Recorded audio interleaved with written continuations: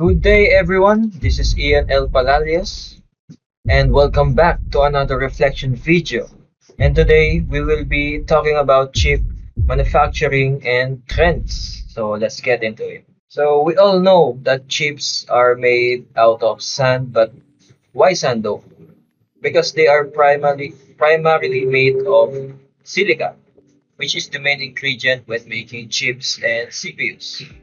There are many complex steps to extract and make high quality silicon, and must meet the high production standards that apply to chips. And what I realized that you also need carbon to make silicon. Basically, you need silica from sand and carbon, heated it with additional steps to create a finished product. Silicon bowls are fabricated in a range of different diameters. But first, what those silicon bowls mean though? I learned that it's a solid cylinder of pure silicon, mainly a starter for making computer chips. So they are cut into thin wafers, polished and used for making microchips. Furthermore, there are P and N type of transistors. P means they have an existing positive excess positive charge carriers or holes, while the N type have excess of negative charges carriers, mainly free electrons. And yes, they both can carry current that can be used in transistors, but different uses due to their differing changes and properties. I am just surprised that transistors are the main components of microchips. Just imagine if transistors was never built. Computers will be non-existent, I guess. So let's yeah. So let's get back to manufacturing. To make chips, you need a base wafer from silicon boule.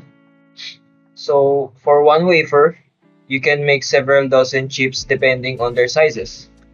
To do this all, you need to oxidize the wafer surface first on a high temperature furnace to create a non-conductive layer. Moreover, you need to apply photoresist materials onto it and is exposed to photolight through the photomask, the machine.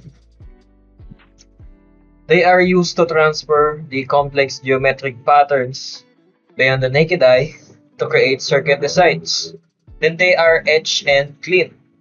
After that, they undergo oxidation again and they put this. I watched it on YouTube. It's called polysilicon. It's electrically conductive and it's deposited on the insulation layer.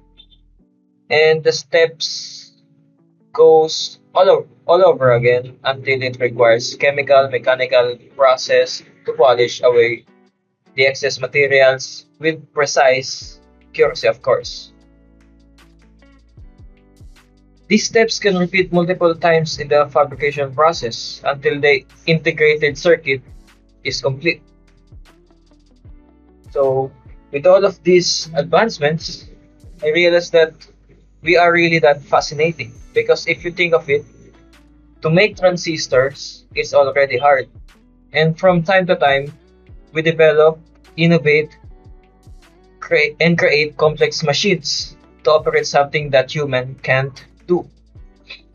It's complicated and it's very expensive. Think of it. To make a single chip, you will do a series of thousands of precise steps. You can fail, and if you fail, you start all over again. The machine that used in chip fabrication is like a NASA level. It's so expensive, it's probably cost billions of dollars, like it's impeccable.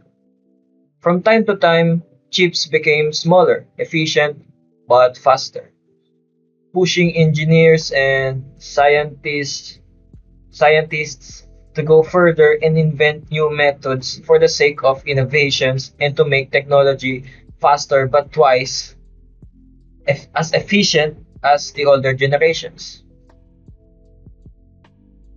I still have many to say and reflect about these topics. We are just going to it like one by one so that I can explain to you and also explain to myself that how important this is to our society. So I realized that if they're non-existent, we might still be using typewriters for documents or use analog or mechanical systems instead, like we are on the mid 20th century. I mean, digital is still possible, but it's probably be bulky and slow, unreliable in short. About photolithography, it's it's a method when creating chips. It's the main process used to create those tiny patterns into a microchips, right? So tiny that you will need microscope to see it. It's you can see it on the naked eye. Basically, photolithography is one of the main steps to create transistors to a silicon wafer, as I mentioned earlier. It's like a it's like printing where each transistors and wire should go onto the chip. It defines the pattern that tells where the chips should be doped, etched, and covered. It's like a 3D printer, but it's not. But only removes or changes the material on a silicon wafer.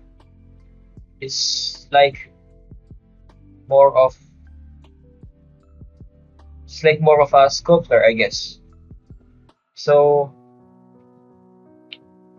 for my key takeaways to my own reflection video is that I realized how complex microchips processing is, how it requires advanced machines and people to make this kind of impeccable inventions that shapes our society that we live in today. Also, imagine how many jobs, career, and professions are made because of this. AI would be impossible if chips or CPUs are non-existent. I don't think Internet of Things or IoT will exist, and even space technologies like NASA always innovate.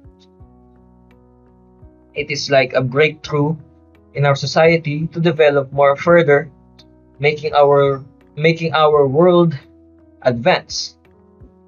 And also, I realized that if these technologies are non-existent, what would be the alternatives version of this, right?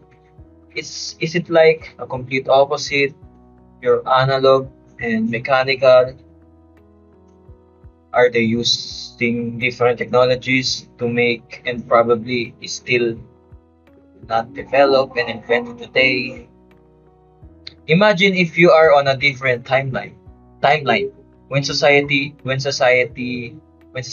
are built with mechanical and analog things instead of digital, and a weird technology that we can think about but somehow works.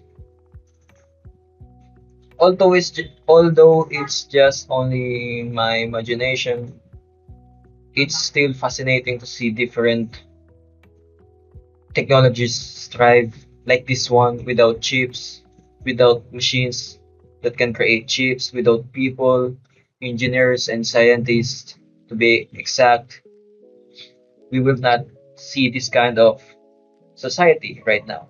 And I appreciate why this exists because they are extremely helpful in our daily lives. It's like the part of our ecosystem in our society. Now, so I think I am done. So this is my reflection video about chips, CPUs, photoli- photolithography, and why it's hard and also important. Before the video ends, I have a question for you guys. If you were to decide, would you choose to live in a world without these advancements? So think about it. That's it, I think. Thank you for watching. This is Ian L. Palacios again, signing out.